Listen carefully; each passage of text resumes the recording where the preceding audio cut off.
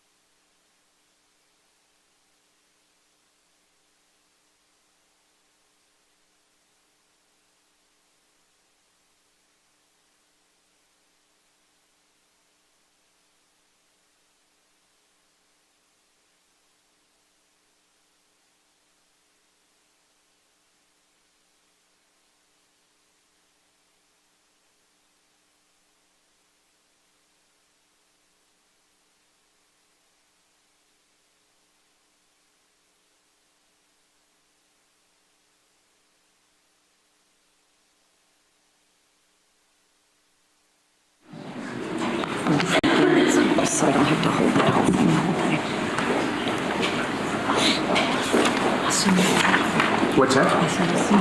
Yes. So you could get right here.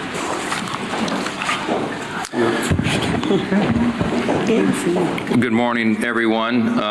We'll just say a word before we begin here. Our condolences, our prayers go out to the Cheney family. Of course, we've had the loss now of former Vice President Dick Cheney. Scripture is very clear. We give honor where honor is due, and someone who gave their life, loved their country, loved serving their country in so many capacities. As you know, Dick Cheney served as Vice President. He served as a Secretary of Defense. He served as a congressman, of course, from Wyoming, and as the youngest chief of staff to any president in the history of the country. And so the honor is certainly due to him, and our prayers go out to the family. This is now day 35 of the Democrat shutdown, and I'll be honest with you, I don't think any of us expected that it would drag on this long. We didn't believe, we couldn't have imagined. It's now tied for the longest shutdown in U.S. history, and we didn't think we'd have to come in here every single day, day after day after day, and repeat the obvious facts of the American people, and to put on display every day what is happening here. Again, it's a split screen. We've talked about the split screen in the country right now. The American people are wise. Ronald Reagan used to remind us you can trust the American people, and we do. And they can see the facts here. They see that President Trump and the Republican Party are delivering real positive results for the American people, delivering on our promises. We passed the Working Families Tax Cut, which is the largest middle-class tax cut in American history. We signed into law as part of that. No tax on tips, no tax on overtime. Big savings for those on Social Security. We strengthened Medicaid with popular, common-sense reforms that strengthens the program. We've improved healthcare access in rural communities, and we have reduced premiums. There's a lot more work to be done there. It's the Republicans who are delivering those reforms. We restored American energy dominance. We got the border crisis solved.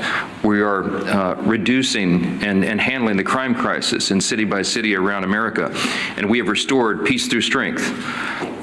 That is on one side of the screen. Over the past 34 days of this shutdown, the Republicans have been the only ones working in good faith to end the shutdown and get everyone paid and get the services flowing again. And we have voted that way 14 times. That's on one side of the screen. On the other is the Democrats. And it's such a stark contrast.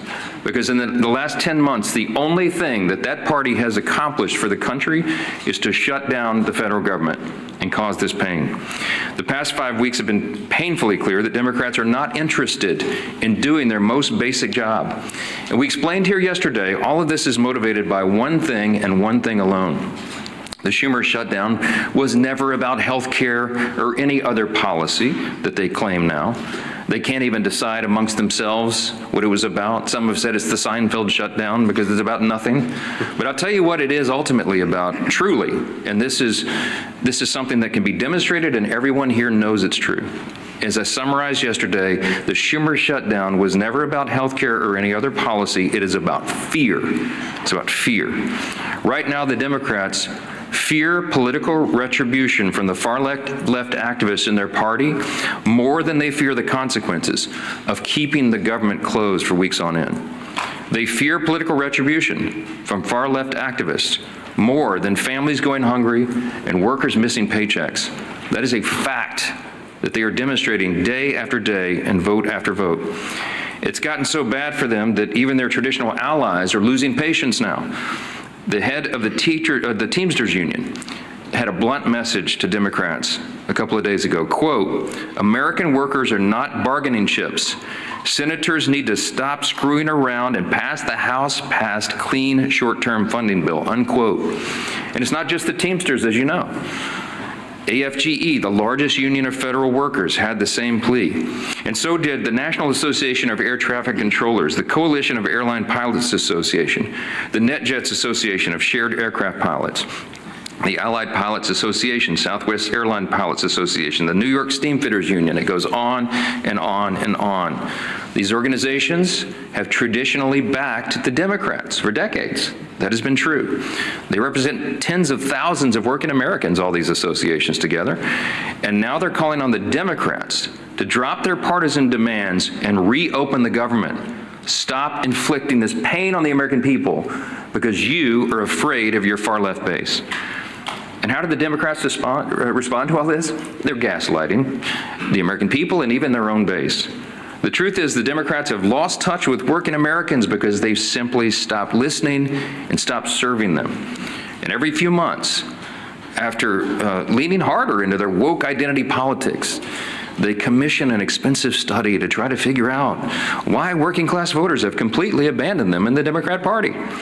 Here's a recent finding. This is a left-leaning research group that surveyed 3,000 working-class Americans. This was published in Politico November 2nd. Quote, this is the finding. Working-class voters perceive Democrats to be woke, weak, and out of touch, too focused on social issues, and not nearly focused enough on the economic issues that impact everyone every day, unquote. And here's the kicker. They also said working class voters, quote, can't name what Democrats stand for other than being against Donald Trump. Well, good luck with that as a message to the people. Of course, you don't need a months-long study to tell you that Democrats are woke and weak. You simply need to look around. As Democrats continue to pander to their radical base of affluent progressives, President Trump and Republicans are building a new multi-generational coalition of voters that is grounded in common sense. Since November 2024, Republicans have welcomed record numbers of Hispanic and Latino voters, Black and African American voters, Jewish voters, union workers, young people, all these different segments of the population, and they came in large numbers. People everywhere can see clearly who's fighting and voting here every day and delivering for them. And I'll say this clearly to every hardworking American in any place who's missed a paycheck, anyone who has been made to suffer because the services, the health services you rely upon, or the food and nutrition supplement for your family, anyone who is hurting, you have a home in the Republican Party. You have people here who are elected by their constituents to come and do their job, and they do it. They're voting to support you, to make these programs available, to ensure that the people in need have them. And the Democrats, by stark contrast, are doing the exact opposite. With federal workers entering their 5th week without a full paycheck, Democrats ought to be taking a hard look in the mirror. Will they continue to bend the knee to their radicals who run their party? Or will Democrats finally do something to serve the working Americans they abandoned long ago? As we said here all along, and every day we come in and tell you the same thing, Democrats made the deliberate choice to shut down the government, and only Democrats can put an end to this madness by making the deliberate choice now to reopen the government. Today is a big election day. In these blue states, we certainly hope for a surprise, but I mean, it won't be a big surprise if the front runners, the Democrats, the radicals, win some of these elections. We're watching New York City very closely, as you all know, and so is Chuck Schumer and Hakeem Jeffries. And they're terrified that the Marxists are taking over their party, and the evidence today may show that that is true. Now, until Democrats decide to do the right thing, we expect working Americans to continue to flee the Democrat Party and find a home with the Republicans, and we welcome them with open arms, and we'll keep fighting for them every day. And one of the people who is fighting every day and doing an extraordinary job in the cabinet of this administration, this historic administration, that has accomplished more in the first 9-10 months of an administration or Congress than arguably any in history. We have our former colleague and our dear friend who's on the side of American workers, and we'll address that today. Labor Secretary Lori Chavez DeRemer. We're happy to have you. Madam Secretary. Thank you. Well, thank you, Speaker Johnson, and it's certainly an honor to be here at the Capitol on behalf of this administration and this president. Speaker Johnson, I want to say thank you to you and my former colleagues. House Republicans did their job more than 5 weeks ago by voting for this continuing resolution. How do I know this? Because I did the same thing 5 different times when I was a member of the House. It was one of the easiest votes for me to take because you do not play games on the backs of the American people. It's the fundamental tenet that they elect you to do, and that is to keep the government open. That's exactly what I did. And now Democrats are not choosing to represent their constituents and the American people. What does a shutdown do? 42 million Americans are going without their SNAP benefits. Air traffic controllers are working around the clock to keep Americans safe, without sleep, without paychecks, and they are required to do their job. Small business owners are not getting $4 billion in small business loans to keep their doors open. How can the economy continue to grow? We are losing $15 billion a week in GDP because of this Democratic shutdown. American workers are suffering. Prominent unions are speaking out. Our friend Sean O'Brien, as the Speaker said, was at the White House begging Senate Democrats to open up this government. American workers, 1.3 million Teamsters are represented by Sean O'Brien. He mentioned they cannot be used as political pawns. But you know who's being used as political pawns? The Teamsters by these Democrats. Because they will go to the Teamsters and they will ask them for something, and now they're not going to answer that call. They are begging them to open up this government to grow this economy. Other unions as well, manufacturing, building trades, industry-specific skilled trades. It's the workforce that I represent as the Labor Secretary. Every single day we show up to make sure that they have the tools that they need. We have sent out over $86 million to our respective states in order to upskill and reskill the American workforce. The future of the American economy is on my shoulders, on this administration's shoulders, and the Democrats have stopped all the momentum that we have put in the last 9 months. Registered apprenticeships, the future workforce. Not only are we hurting the current workforce, it's the future workforce. We are trying to educate our young people. We're trying to register 1 million active apprentices across this country. We had almost 250,000 registered, and now that has come to a screeching halt. We're trying to educate our young Americans on AI. Pilot approaches for workforce challenges in AI, the uncertainty. American workers deserve to know that they are going to have a job in this country, and the Democrats have chosen to play those political games. But many of our efforts have been stopped. 13 times they had an opportunity to say yes, just like I did, just like my colleagues have done. Enough is enough. President Trump has done his job. Not only has he leveled the playing field with tariffs, not only has he welcomed great trade agreements, he has worked most recently with South Korea and Japan to bring hundreds of millions of dollars back to this country for the shipbuilding trades. I have been working around the clock to make sure that we can protect our national security for this country, and now that has also come to a stop. We are hurting American workers. We need to get them back to work. We need to grow this economy. We need to get their paychecks back in their hands so they can provide for their families, put gas in their cars, pay their mortgages, turn on their lights. I'm talking to all of you American workers out there. We're here for you. We're going to continue to fight through this shutdown, and I am begging these Democrats to show up, do their job, and open up this government. 35 days is far too long for the American people. Enough is enough. I'd like to turn it over now to my Chairman Wahlberg, Education and Workforce Committee. And again, on behalf of the President, it is an honor to serve him. It is an honor to serve the American people, an honor to get up every single day and do this job for the American men and women of this country who are building back the United States. Thank you. Well said, Madam Secretary. And I've worn out my voice, Mr. Speaker, over the course of the last 5 weeks all across my district, from Lake Erie to Lake Michigan, from Detroit to Grand Rapids, from South Bend to Toledo, Ohio. Getting the message out, the Republicans did what we needed to do to keep this country moving forward. We were willing to negotiate on everything and anything, but do it in a way that doesn't have a punitive impact upon the citizens we are so privileged to serve. And Madam Secretary, we're looking forward to Workforce Pell being initiated and getting more people trained for the workforce for the jobs that we need. And this stutter that's gone on now for 35 days doesn't help us get it up and running well as a result of the One Big Beautiful Bill and what we've done there and many other things for education and the workforce. It's now been over a month since Democrats shut down the government, and the American people are feeling the impacts. Workers and families don't know when they'll receive their next paycheck. Service members and men and women who keep us safe may not be able to feed their families. Air traffic controllers are working double shifts along with TSA that I greeted last night and thanked for working without a paycheck in sight.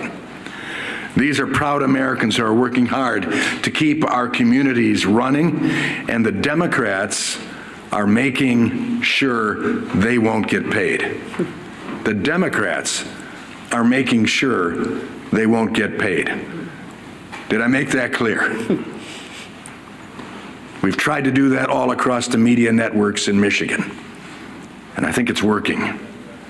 Similarly, businesses across the country are facing mounting uncertainty. Groups like the Job Creators Network and National Restaurant Association are raising the alarm about millions of workers and businesses at risk of closing because of the shutdown. And according to the American Hotel and Lodging Association, the economy loses $31 million per day from lost hotel revenues. Virtually every sector of our economy is hurting because of this foolhardy Democrat shutdown.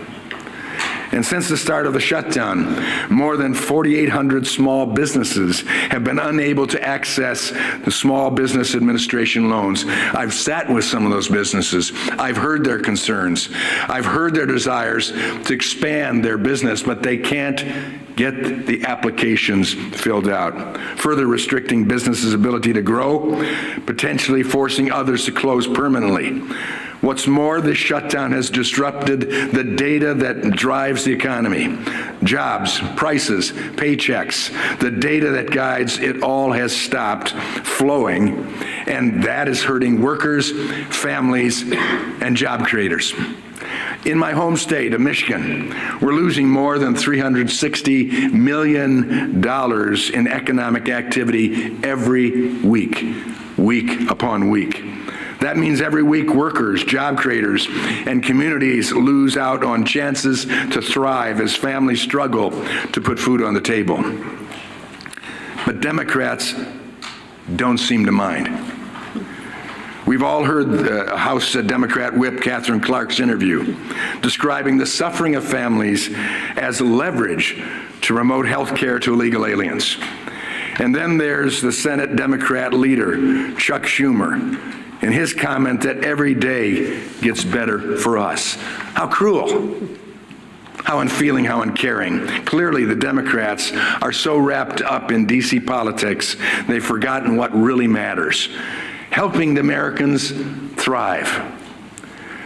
Now, labor unions, as the speaker pointed out, who overwhelmingly supported Democrat politicians and left-wing causes, are calling for Democrats to vote for the House Republican-passed Clean Continuing Resolution.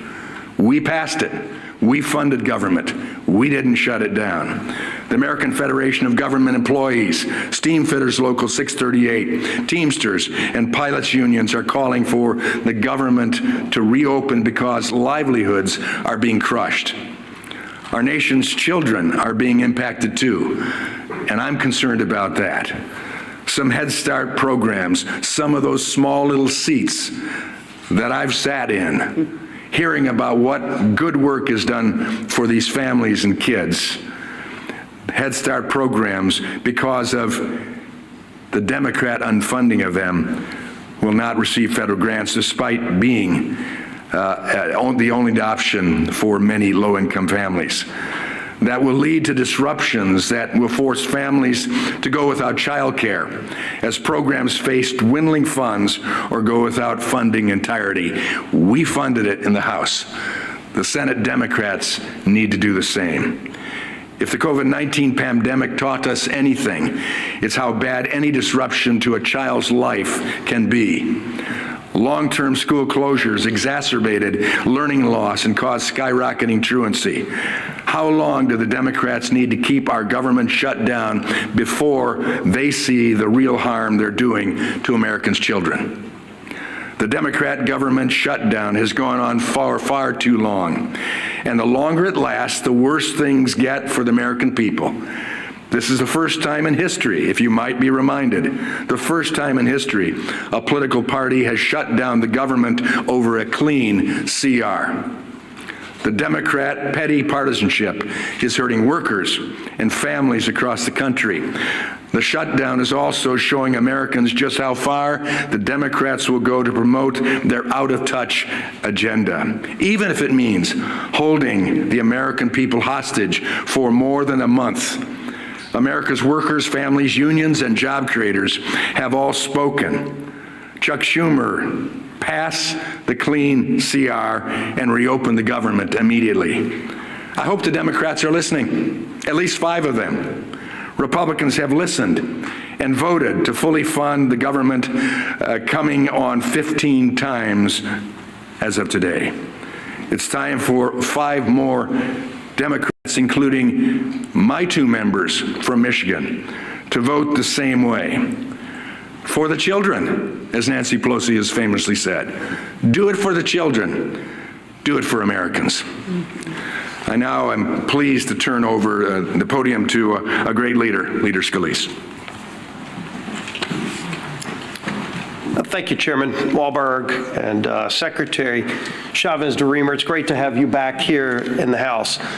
I'll start by joining in with what the Speaker said and extending my condolences to the family of Dick Cheney. Of course, served 8 years as President George Walker Bush's vice president, served in so many other important roles in government, started as a member of this House of Representatives, and lived an incredible life. And we mourn his passing and extend our prayers to the Cheney family.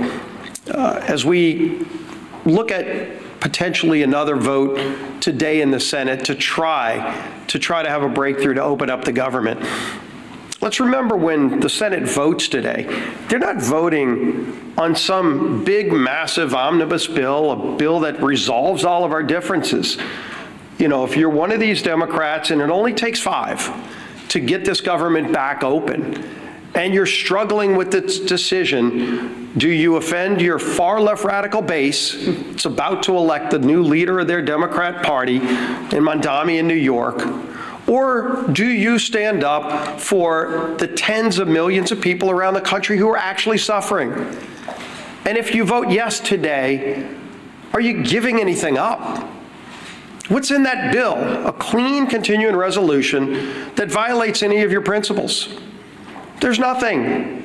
Again, that bill does not solve our differences. That bill just keeps the lights on. That bill just allows federal workers to get paid for the work that they're doing. Those that have to show up and work and keep our airports open. The air traffic controllers who are working under high, incredible stress in a normal time, so that planes can land and take off safely with 150 plus people on each one of those planes, without worrying about the stress that as soon as they get off the job, they've got to go do a second shift as an Uber driver because they can't put food on the table because Democrats shut down the government. Hopefully they weigh that when they cast their vote today. And we see every day, of course, unfortunately, more and more consequences to the suffering Democrats are causing. We know on the SNAP program, 42 million people. And yes, the courts are trying to work with the White House to find ways to move some other money around. But as we know, even if they're able to move money around, it doesn't make that program whole. The only way to make the SNAP program whole is by Democrats opening up the government. It's real straightforward. You vote yes or no. You vote yes because you want to put food on the table for 42 million low-income families. But if you vote no, maybe because you're afraid of some radicals in Portland or San Francisco or New York City, when you vote no, you are taking food off the table for 42 million low-income people, the least among us who need that help.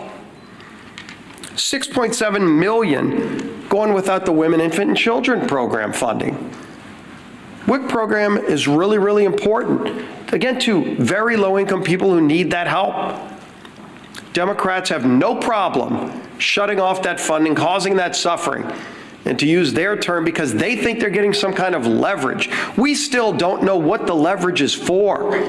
They're trying to leverage the American people, and they can't even articulate what it is they want. Yeah, $1.5 trillion wish list of crazy items like free health care for illegals, gutting a rural health care fund. Is that really the leverage they want to use the American people for and deny the WIC funding? 2 million people in the military, 2 million service members going without pay. What do they say to them?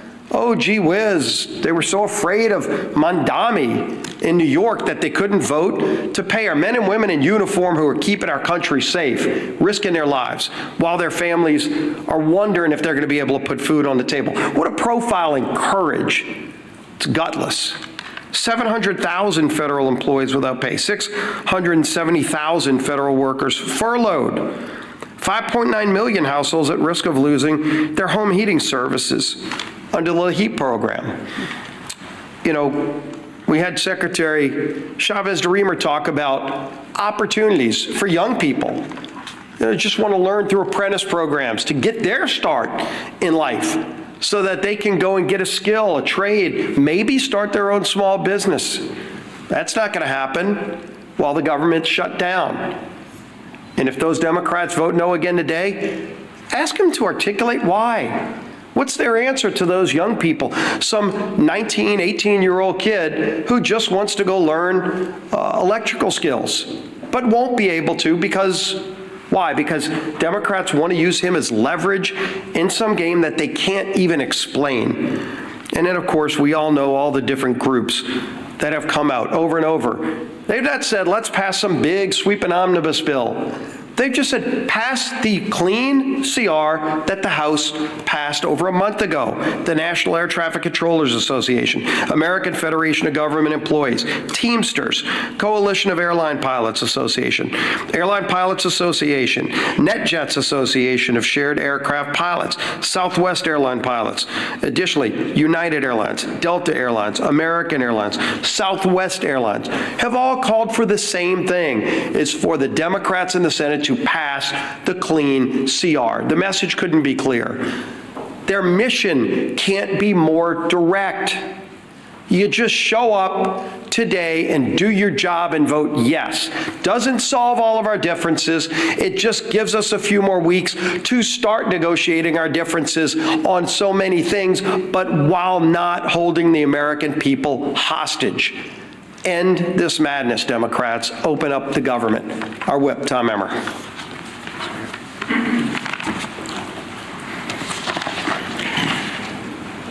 The Democrat government shutdown, spanning 35 days and still counting, is now tied for the longest government shutdown in U.S. history.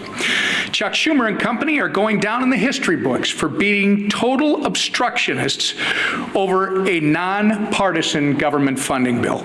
Meanwhile, it's hardworking Americans who are being forced to pay the price. Federal workers are turning to local food banks to feed their families. Head Start programs are beginning to close, as Chairman Walberg mentioned. Thousands of flights are getting delayed due to staffing shortages. Small businesses that contract with the federal government have already lost an estimated $12 billion. Even unions, as you've heard, which traditionally have favored our colleagues on the other side of the aisle, are begging for them to end their needless shutdown charade. The good news is, I think we've reached the real inflection point. Today is Election Day in several states, and we're hopeful that after today, the Democrats won't be as concerned about holding the line in order to appease the Kami Mamdani and Omar Fata wing of their party. And maybe, just maybe, at least 5 Senate Democrats will finally come to their senses and join us by passing our clean CR to reopen the government. The ball is in their court. Republicans have done our job. The question is, are Democrats willing to put politics aside long enough to do theirs? I hope the answer is yes, sooner rather than later. The American people deserve better. Chairwoman McLean. Thank you. And thank you, Chairman Wahlberg and Secretary Chavez-Dreamer. It's good to see you again. Thank you for your words of wisdom. But again, here we are today, and I want to be very clear about the consequences of the Democrats' actions. 42 million Americans will lose their SNAP benefits because they voted to shut the government down. Air traffic controllers, TSA agents, and federal law enforcement officers are working without pay because they voted to shut the government down. Democrats have weakened our military, threatened families, and held hard-working Americans hostage. Why? All because they voted to shut the government down. And why did they inflict this pain? Because Democrats wanted leverage. Leverage to appease their radical base with more wasteful spending. And don't take my word for it. They've admitted this countless times. They're not even ashamed of this. And today we'll prove it again when the largest federal workers union called on Democrats to end the shutdown. What Democrats do? They still voted no. When air traffic controllers unions asked them to support the clean CR to make sure that the government stayed open, Democrats voted no. And when nearly 500 small businesses and travel organizations warned the shutdown is crushing them, what Democrats do? They voted no. But the socialist wing of their party wants government-run health care, taxpayer-funded benefits for more illegals, and another $1.5 trillion in wasteful spending. That's what your Democrats want. Enough is enough. We aren't going to let your socialist base call the shots. To every Democrat watching, hear me when I say this. It is time to stop holding the American people hostage. Just because you are being held hostage by your socialist base. End the shutdown. End the pain and suffering for the American people of which you represent, and end it now, please. All right, thanks again, Mr. Chairman, Madam Secretary. I know you all are busy. We're glad you're here and grateful to have you. Let's take some questions. Front row, front row. There's been reports of bipartisan talks from senators to reopen the government, to move forward on ACA votes. Are you or other top House GOP members in the loop of these conversations? Are you present in these meetings? No, I'm not present in the meetings. I know about it, as much about it as you do. I know there are, we hope, we pray, a handful of moderate and centrist Democrats left among the Democrats in the Senate where the whole country is counting upon them. I have said here, I do not expect that Chuck Schumer or Hakeem Jeffries will ever vote to reopen the government. I don't think that they're willing to face the wrath of the leftist base. They see what's happening in New York City and in their state of New York, and they're terrified by that. I mean, we've made that very clear, and I think the evidence speaks for itself. So we're going above the heads of the so-called leadership, and we are appealing to the consciences of a handful of people in the Senate who want to do the right thing and just stop the pain for the American people. And we pray that today is that day. Maybe tying for the longest shutdown in history is something that they can claim as some sort of success. But it's sickening. It's sickening to see a political game being played. We're not playing a game here. We never were.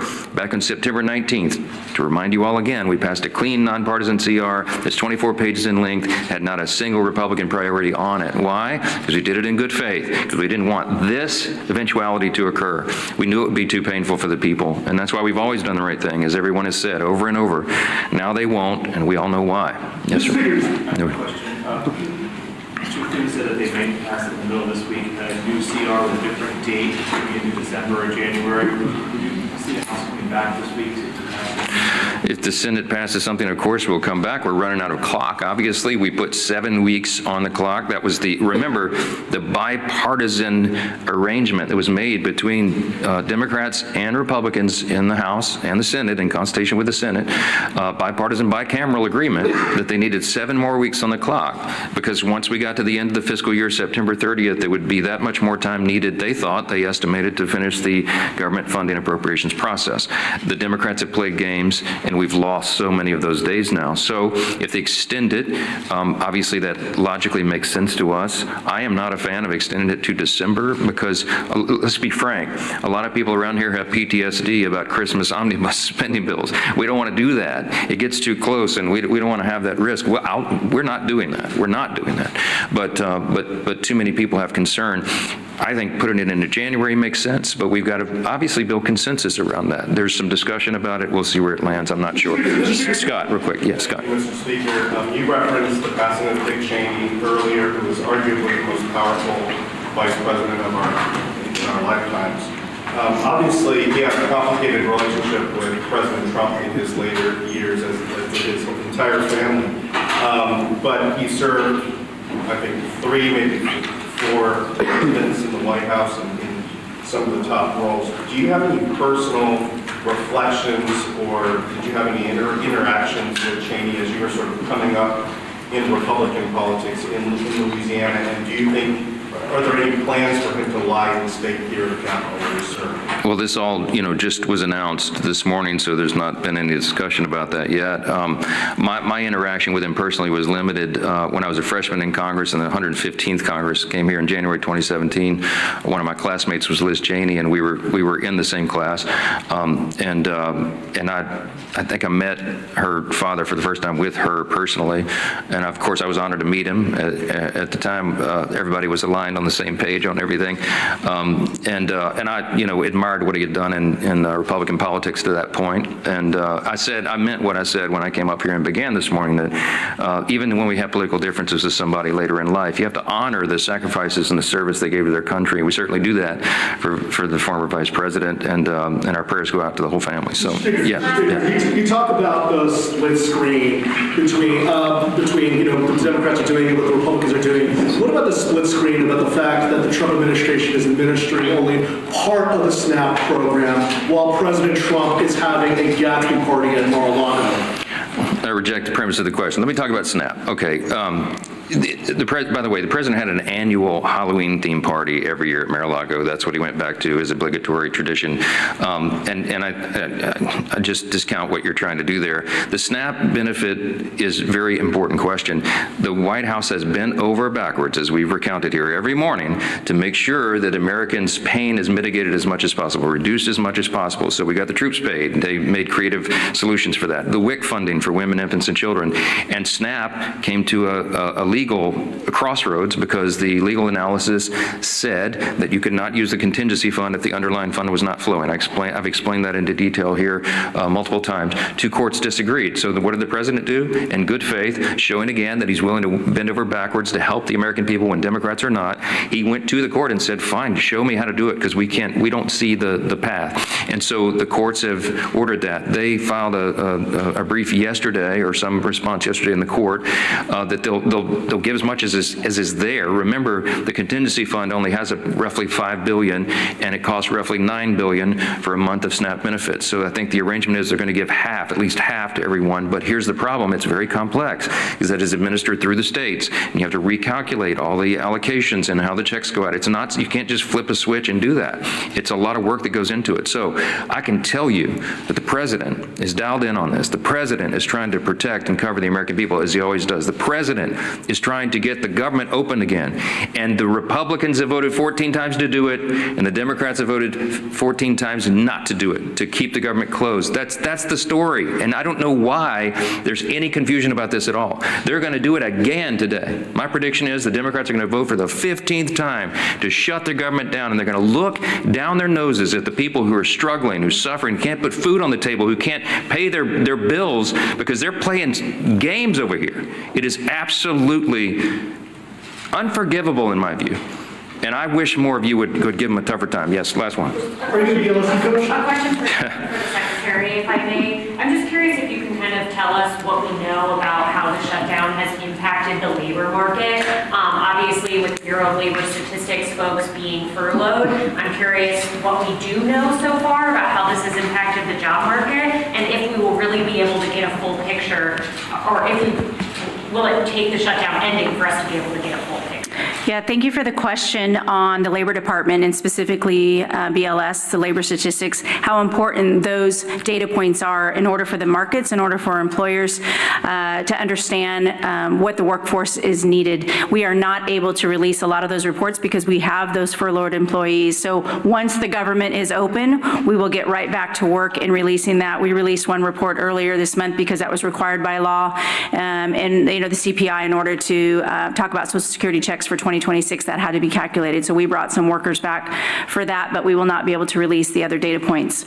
As far as the Department of Labor goes, as was mentioned, when we're talking about the SNAP program, one of the other programs that we're definitely concerned about, and we've sent letters out to all 50 states, is unemployment insurance. As delivered by those states, that will be the next thing that we have to be concerned about. If people stop receiving their unemployment insurance, will be another detrimental fact to the American workforce.